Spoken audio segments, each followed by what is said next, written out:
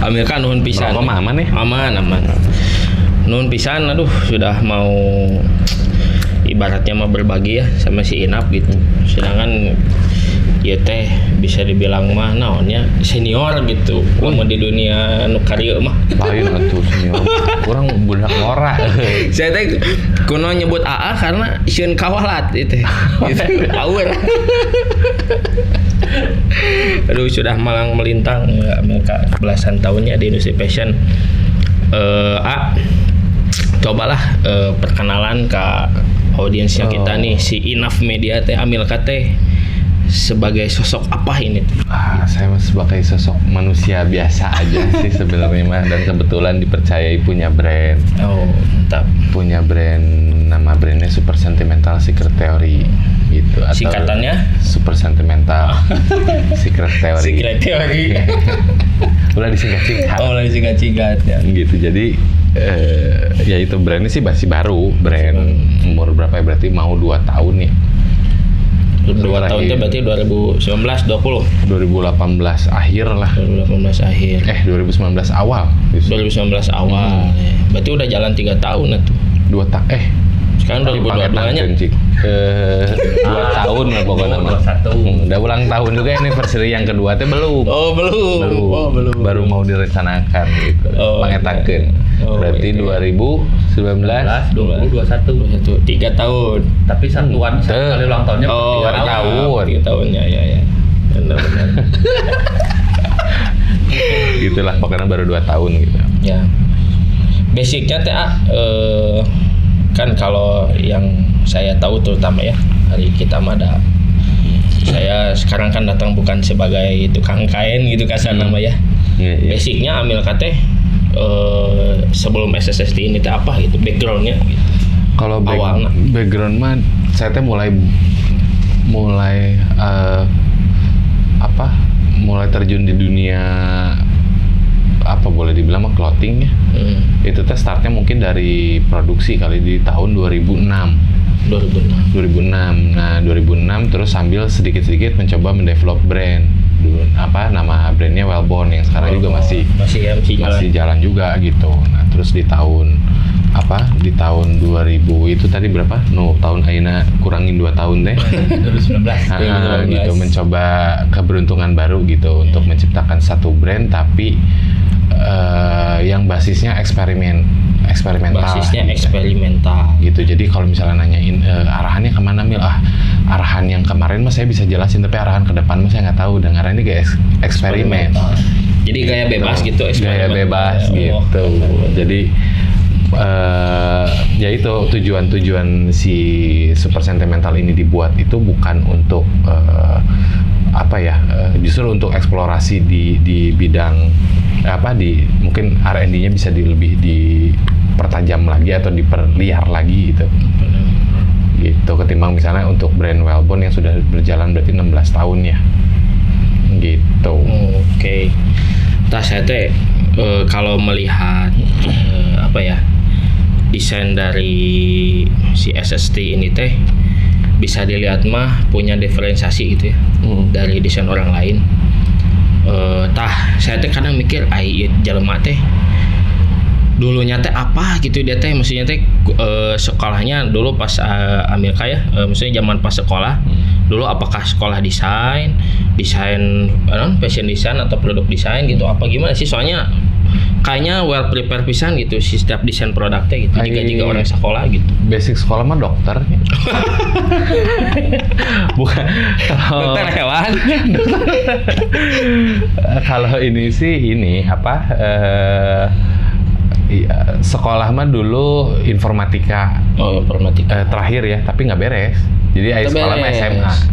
Oh, sekolah mah SMA. Sekolah mah ijazah mah SMA. Dan kebetulan ngambil informatika dengan tujuan teh dulu teh informatika teh komputer katanya. Ternyata pas masuk hitung-hitungan gitu. Terus jadi malah terhambat gitu. Terus kebenaran pada saat udah mulai karena dulu mah dari dulu concernnya ke komputer gitu. Jadi nerima cari-cari informasi kecanggihan teknologi lah gitu lewat komputer teh gitu.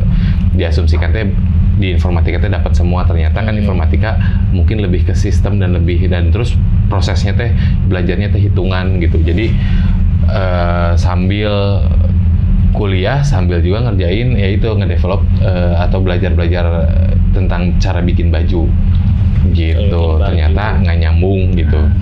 Ya nyambung lah dikit-dikit gitu ya. Dikit-dikitnya soper lah kepake. Akhirnya gitu ya udah terpaksa meninggalkan kuliah karena dipikir ya itu harus ya capek-capek kerja gitunya, dapat belum diproduksi juga karena belum gede kan, hasilnya juga nggak begitu besarnya.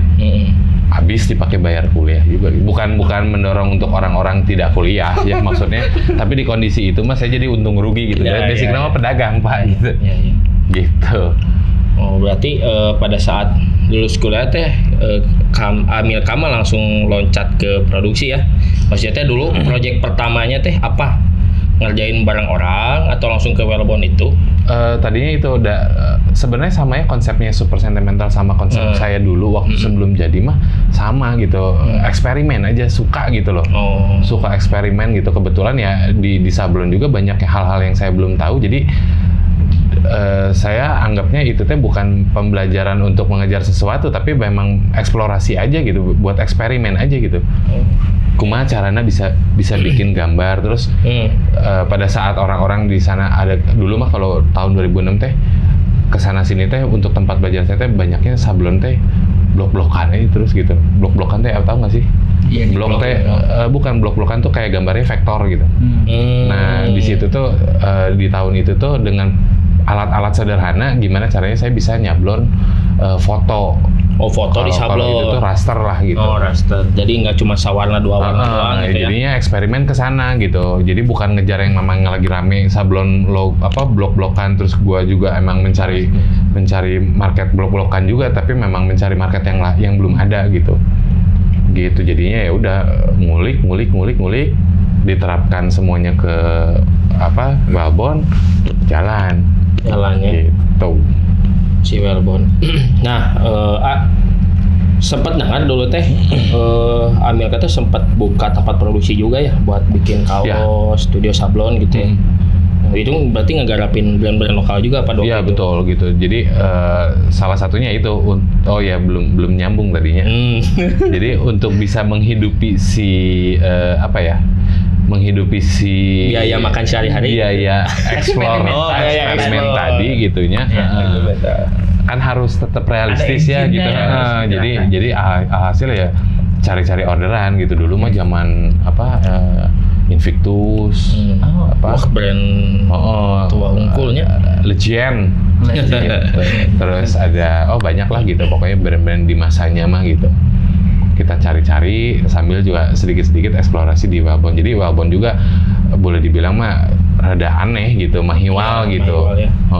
Memang udah unik juga sih pada masa itu teh ya. Si Wellbone teh dulu mah zaman itu ingat saya bikin yang kayaknya yang pertama dia bikin full printer. Ya zaman-zaman begitu gitu. Di saat orang-orang teh pesan screen teh 30 kali 30 atau 30 kali 40 gitu. Ya saya cobaan datangan tempat screennya gitu, coba bikin segede pintu bisa gitu. bisa wae tapi ada harga kuat nggak gitu, ya udah cobain aja lah gitu, cari rakel juga nggak ada yang jual gedean ya udah sok sambung lah gitu. Alhasil cobain kita bikin full print gitu. Dan dulu mah kan ya keterbatasan waktunya. Iya. Keterbatasan waktu, jadi ya segala lagi diulik aja secara memakai alat-alat sederhana aja gitu. Iya. Nah kan tujuannya ngulik ya. Gitu. Siap. Berarti pada dasarnya dari usia yang dikatakan cukup dini ya, gitu beres SMA sudah mulai berani untuk eksplorasi menembus batasan yang ada saat itu ya, bisa dibilang kan. Jadi kayak udah mulai berani untuk membiayai passion eksperimental itu gitu ya. Ya walaupun dengan ya jadi Jadi berusaha untuk saya mau tetap eksperimen nih, tapi budgetnya gimana? Ya udah gue support brand-brand yang ada, Betul. gitu kan, untuk bisa tetap melakukan eksperimen itu gitu ya. Yang ya itu pesan luar biasa banget sih, maksudnya nggak langsung ngedown, aduh ya eksperimen biaya bikin screen yang di luar batas itu kan ibaratnya batas saat itu ya gitu, tapi tetap berani untuk diusahakan. Dan ya mudah-mudahan tuh bisa jadi inspirasi juga ya buat teman-teman yang nonton gitu. Jadi Amin. Berarti di saat masa kuliah itu akhirnya wah ini mah memang sudah ambil keputusan untuk udah gue pilih yang di ya produksi, di desain dan eksperimental di fashion itu tadi ya akhirnya dimulai. Betul. Oke, luar biasa. Ya itu sih yang memang harus kita tingkatin ya untuk di masa sekarang ini gitu. Ya ditingkatin sih sebenarnya gimana? Apa ya? Kalau boleh dibilang eksperimen tuh hobi gitu, tapi hobinya secara luas gitu. Jadi karena ada orang yang hobinya spesifik nih, misalnya saya hobinya tenis gitu, jadi atau saya hobinya skateboard atau inline skate gitu saya. Tapi kalau saya juga punya satu hobi, mungkin saya sebutnya hobi gitu. Nah bedanya kalau kita mengerjakan hobi itu kan sama mengerjakan hal biasa gitu. Kalau hobi mah nggak ada capeknya. Kayak ada terus energinya. Ada aja energinya gitu ya. Pada saat ada masalah ya namanya juga eksperimen ya. Masalah itu teh bagian dari eksperimen. Ya. Gitu. Jadi pada saat nemu masalah ya saya justru malah terbangun untuk mencari solusi. Betul. Gitu. Jadi ya nggak ada berhentinya aja gitu. Kalau tujuannya ke eksplorasi dan eksperimen mah gitu. Oke. Mungkin bisa dilanjutkan akhirnya setelah eksperimental di dunia sablon itu tadi. Nah, pergeserannya menjadi ke dunia fashion itu karena kan sudah ada bentuk, sudah ada desain produk secara keseluruhan.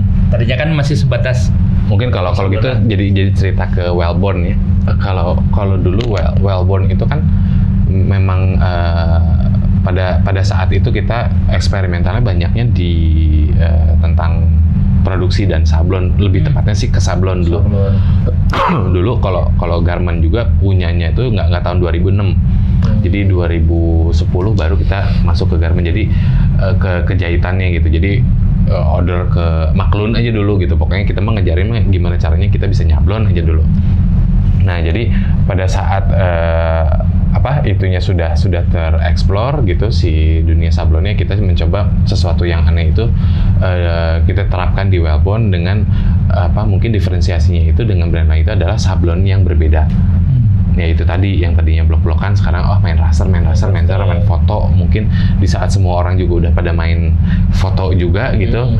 Coba diperbesar jadinya full print gitu loh. Gitu. Nah, pada saat mungkin di tahun 2012 itu agak mulai oke lah udah bisa berjalan nih gitu. Udah eksperimennya udah berhasil gitu. Bukan berhasil ya, maksudnya sudah adalah dasarnya gitu untuk bisa dijalanin, terus diturunkan ke orang-orang untuk mulai cari pekerja dan segala macam. Alhasil kita coba serius di brand. Nah, pada saat brand juga aku ngelihatnya ya sama seperti aku melihat sablonan gitu. Di saat ada dunia yang belum aku ketahui, disitulah eksplorasi terjadi lagi. Gitu, disitulah orang teh hudang gitu, hudang ke sare-sare teh gitu. Oh ini teh gimana caranya orang-orang bisa mulai melihat mungkin industri ini bukan hanya sekedar pakaian gitu. Gitu. Baru mulai lebih suka ke metode bagaimana mengemas sebuah produk gitu, bukan saja hanya dari produknya gitu, tapi mungkin dari brandingnya, mungkin dari aktivasinya kayak gitu. Ya dari situlah mungkin orang-orang melihatnya, saya nguliknya ke arah fashion. Sebenarnya bukan fashionnya sih gitu, tapi ya itu mungkin fashion itu bagian dari salah satu bagian lah gitu dari brand gitu. Cuman ya itu variabelnya banyak gitu. Variabel lain inilah betul yang gitu yang mendukung bahwa nanti brand itu bisa berjalan gitu. Masalah sukses atau enggak mah itu mah ini ya relatif ya, tergantung pengejarannya apa gitu, goalnya kemana gitu. Ya. Dan waktunya mendukung apa enggak kadang-kadang Betul gitu ya, bukan waktu aja, maksudnya sih kondisi sekitar kita tuh mendukung kita untuk mencapainya apa enggak gitu kan. Ya. Nah, kalau esensi dari nama Super Sentimental Secret Theory teh gimana sih? Maksudnya teh nah bikin brand itu namanya harus panjang. Kenapa nggak yang singkat gitu, misalnya sentimental Kayaknya- misalkan, atau super gitu. Anggar kudu timimiti. Agak Nah, jadi soalnya ceritanya kayak jadi bingung nanti gitu ya. Ya setelah Wellbond terbentuk, alhasil dijalani ya sama halnya kayak waktu eksperimen, setelah selesai eksperimen ya harus realistis ya, maksudnya kita mengerjakan merekrut orang dan segala macam, hasilnya berjalan, tapi pada saat orang-orang sudah direkrut kan kita juga harus membentuk sistem kan gitu. Sistem biar gimana caranya kita juga bisa sustain. Betul. Itu kan juga bagian dari salah satu variabel untuk kita bisa bilang bahwa brand harus berjalan tuh gimana ya, sustainable gitu. Nah, sustain itu juga mengakibatkan pergerakan saya di eksperimental itu juga berkurang. Gitu. Karena pada saat Wellbond sudah banyak orang dan segala macam, ya itu juga mengakibatkan saya juga harus lebih bertanggung jawab gitu. Bukan concernnya bukan ke industrinya aja, bukan ke fashionnya, bukan ke produknya aja, tapi bagaimana menjalankan si perusahaan ini berjalan seutuhnya gitu. Alhasil tetap ya itu, tapi karena bukan hobi jadinya, nah itu untuk menjalankan itu dia banyak tunduhnya Pak. Tunduhnya. Gitu. Akhirnya gimana ya? Eksperimentalnya pengen ronta-ronta aja. Jadi gimana sih caranya ya pengen punya hobi lagi, ya udah sok coba kita develop lagi brand yang benar-benar bukan di dunianya, bukan dunia yang gua pelajari juga gitu. Misalnya dengan arahan yang berbeda lah, minimal gelap lagi nih. Harus gitu. Gelap lagi, jadi gelap lagi. Jadi saya juga bangun lagi gitu. Ada usaha mencari titik terang lagi. Betul. Kan gitu. Nah, akhirnya dibentuklah satu buah brand. Mungkin kalau dari segi penamaan ya Super Sentimental Secret Theory, mungkin itu tadi, mungkin hobi itu yang saya bilang cukup sentimental lah gitu untuk saya jadikan tema. Nah, terus balik lagi kenapa kok brandnya panjang? Kayak rata-rata gue nanya pada saat mau bikin brand tuh, Mil cari nama tuh yang mudah diingat. Ya benar, kan rata-rata gitunya. Template-nya balik lagi gitu kan, itu mah nges caang Pak. Iya. Sudah terang. Nah, mending cari yang poek gitu. So cari yang susah tuh kagok gitunya. 2 kalimat kurang 4 kalimat gitu. Bukan 4 kata. 4 kata aja gitu, sok Super Sentimental Secret Theory gitu. Terus pas coba oret, iya teh mun disingkat tuh jadi gitunya lucu oge gitu. Akhirnya dari tadinya S-nya tuh bukan secret, terus kita coba S-nya kita ganti jadi secret. Jadi sama secretnya tuh rada relate gitu. Ya udahlah, sok cobain aja dulu gitu. Alhasil ya pada saat kita mulai jalanin, coba sounding dulu kan yang paling gampang sebelum kita bikin produknya. Gue juga banyak ngobrol gitu kan, sasadu kemana gitu yang ngasih tahu bahwa brand gue begini, tapi percobaannya berhasil gitu. Setelah gue ngomong bahwa apa nama brand lu teh Super Sentimental Secret Theory, itu teh malah lebih gampang diingat daripada sebuah nama tapi yang nggak kurang mencuri perhatian gitu. Walaupun simpel, gampang diucap, tapi kurang. Tapi secara proses berpikirnya dia nggak akan dapat langsung kan? Apa SSST singkatan? SSST singkatan. Yang SSST itu singkatan. Enggak, ininya apa gitu, panjangannya. Apa kan gitu, nah itu gitu. Gitu ya, tes trial mah ke keluarga dulunya. Biasanya kan ada istri, ada ibu, circle dulu gitu. Saya sebutin sekali, terus malamnya saya tanya lagi nama brand saya apa, masih ingat gitu. Terbukti ya. Berarti gitu, karena pada saat saya sebutkan Super Sentimental Secret Theory, mereka berpikir gitu bahwa itu apa sih? Gitu loh, Super Sentimental Secret. Jadi gitu loh. Gitu ya. Meniribet gitu, tapi pada saat dicerna mah ya jadi ingat terus gitu. Itulah terbentuknya kenapa. Jawabannya panjang nggak? Iya. Jadi panjang. Luar biasa ya, super sentimental secret theory. Ya. Jadi memang aku sih dulu pernah dengar ya, kayak brand itu memang jika mudah disebutkan, memang begitu dengar orang jadi cepet tahu hanya sebatas kata yang digunakannya aja. Tapi di saat dia rada ribet nih, saya kayak tadi itu 4 kata, orang jadi melakukan proses mencerna dulu nih. Nah, tapi setelah itu dicerna, itu akan lebih nempel di long term memorinya gitu. Nggak hanya sebatas short term memory. Luar biasa ya. Berarti dari 2019 akhirnya super sentimental secret theory itu terbentuk dan meluncing beberapa produknya kan seperti itu. Nah, dengar-dengar ada konsep kolaborasi itu, apakah ditargetkan di dalam setahun harus ada berapa kolaborasi seperti itu? Mungkin kalau boleh mah biar, tapi jangan bosan gitu ya, maksudnya dengan eksperimental tadi. Balik lagi gitu kan, yang saya coba di sini tuh bukan hanya, yaitu brand itu bukan hanya saja produknya, bukan hanya saja desainnya, bukan hanya sekedar fashionnya aja gitu, tapi mungkin lebih ke apa, pada saat saya membangun brand dengan pengalaman saya yang ada di brand sebelumnya gitu, kalau pada saat itu saya pengen gimana caranya bikin brand itu lebih compact gitu, lebih ringkas gitu, menggunakan kecanggihan teknologi ya. Gitu kan, saya itu selalu adaptasi gitu terhadap teknologi gitu, karena memang suka ngulik gitu. Jadi apalagi waktu komputer kan, mau ke grafis bisa dengan satu device yang sama gitu loh. Nah terus pada saat sekarang udah mulai kecanggihan, mulai lagi nih di bisnis saya itu ternyata juga banyak development yang belum pernah saya pakai juga gitu. Gitu ya, yaitu ya salah satunya itu adalah third party gitu ya, boleh dibilang third party kerjasama itu kolaborasi kan gitu. Betul. Jadi gimana caranya dengan adaptasi dengan teknologi yang sudah ada, saya bisa bikin brand yang benar-benar compact, orangnya sedikit. Gitu. Alhasil ya saya coba ini sana sini gitu, waktu mungkin jarak SSIC itu baru punya. Sekarang tuh kan karyawan SSIC itu kurang lebih sih sekitar 6 ya. 6 orang. 6 orang gitu. 7 sama saya teh gitu. Nah, dulu mah itu teh baru 6, jadi 6 teh baru setahun terakhir ya. Gitu, di tahun awal mah saya cuman bertiga.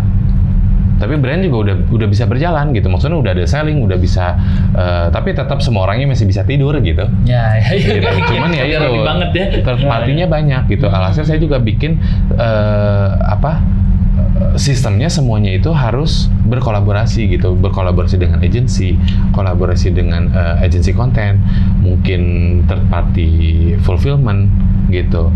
Terus saya juga menjadikan vendor-vendor itu menjadi rekanan gitu. Jadi saya juga bisa minta bantu ke mereka untuk proses R&D gitu. Yang segala sesuatunya dulu pada saat saya di Wabon itu saya kerjakan sendiri. Saya kerjakan internal in-house gitu, semuanya in-house gitu. Semua gitu. Ya. Gitu ya. Alhasil ya itu terpikir bahwa basicnya si perusahaan aja sudah kolaborasi gitu. Nah pada saat saya juga mulai pikirin untuk masalah marketing dan branding dan aktivasi, saya juga seru gitu untuk bikin selalu berkolaborasi dengan brand-brand lain atau mungkin pihak-pihak lain gitu. Tapi dalam artian bukan saja dari segi pemasarannya gitu, tapi saya juga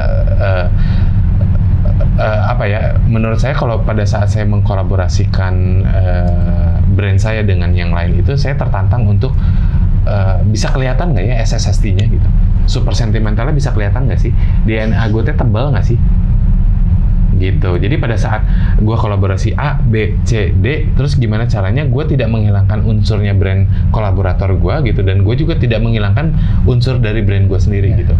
Sehingga nanti pada saat kolaborasi itu disajikan ke konsumen gue tuh ya, semuanya juga harus bisa melihat sisi super sentimentalnya ada dan sisi kolaboratornya juga ada. Identitinya masing-masing betul. Kelihatan. Jadi di situ nanti gue ternyata pada saat gue berpindah-pindah itu gue jadi bunglon, itu kan which is tidak baik juga buat brand, berarti gue kurang lekoh nih gitu. Gitu, alhasil ya itu gue seru gitu untuk memikirkan kolaborasi, sehingga dari situ gue bisa mempertebal juga DNA si brand gitu. Di samping ya seru juga gitu, masalah kenal orang baru, belajar sistemnya mereka, terus tahu tentang DNA-nya mereka gitu kan. Maksudnya yang datangnya bukan hanya saja dari gua dulu sebagai pembeli gitu, tapi sekarang gua bisa ketemu ownernya, silaturahmi, ngobrol, mungkin gue dapet insight yang lain gitu.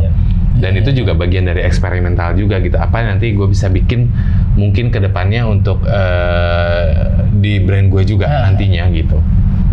Berarti kalau misalnya boleh sedikit saya asumsikan gitu ya Kang ya.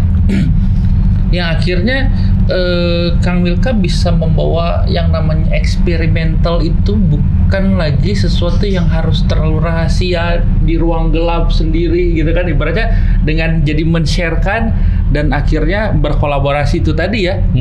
Akhirnya eksperimental itu menjadi sesuatu yang mengajak ya. Betul, justru begitu gitu. Itu bagian, ya itu secret teorinya gitu. Secret teori saya tadi sadar. Gitu. Luar biasa. Jadi ya akhirnya bisa mengundang. Oke, saya punya fiksi seperti ini, yang lain punya fiksi seperti apa. Ayo kita bergabung, tapi masing-masing juga harus tetap terasa ya fiksinya gitu. Betul, kan. Betul, harus. Gitu. Luar biasa.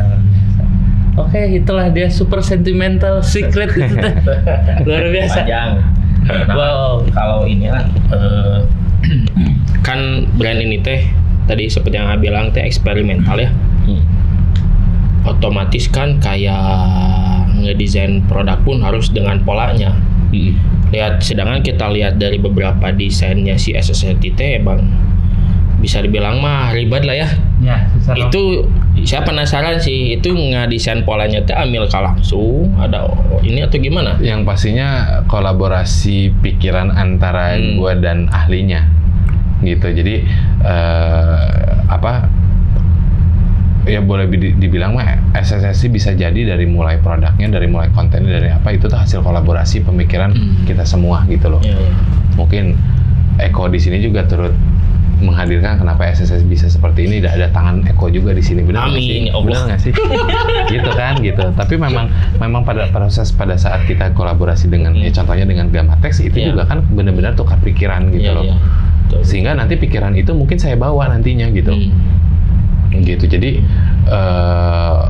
pola-pola itu juga saya punya, ya itu balik lagi ada juga software nih yang saya biasa pakai untuk memvisualkan si pola gitu. Boleh di googling juga, ada di YouTube namanya Optitex atau Marvelous Designer lah untuk 3D-nya. Jadi gue juga pakai software itu untuk bikin pola. Sebelum gue ngeribetin vendor gitu, misalnya pang bikinin ini jelek nggak jadi gitu kan, sementara mereka udah keringetan gitu. Mendingan cobain dulu visualin dulu, kalau visualnya udah oke, baru gue iniin ke implement ke si vendor gitu. Jadi proses R&D karena gue juga sadar diri ya bahwa mereka juga punya objektif lain nih gitu, bukan hanya saja untuk ngedevelop gue doang gitu. Cuman alhasil ya itu gue coba bikin apa-apa dulu sendiri di software gitu, terus hasil dari eksperimen gue di sana gue apply ke vendor, terus nanti vendor juga kasih insight lebih baik begini, lebih baik begitu, kayaknya ini nggak akan kuat, yang ini kuatnya begini. Ya gue juga berusaha untuk berkompromi gitu, biar kan objektifnya sama hasil kan gitu. Vendor juga pengen barangnya bagus gitu. Ya udah hasilnya terbentuklah pola-pola kita ini gitu. Setidaknya kan kalau sudah dicobakan di software itu looks-nya udah langsung keciri nih gitu kan. Oh, dengan karakter kain yang seperti ini, tipisnya tebalnya kan dia secara siluetnya udah lebih kerasa. Ya memang itu juga akan membantu orang pola untuk berarti nanti di bagian ini bakal ada senggoknya di sini gitu ya. Gitu. Sebenarnya saya emang nggak ribet gitu udah. Nggak ribet. Tanya aja vendor coba ribetnya. Tapi itu ribet maksudnya juga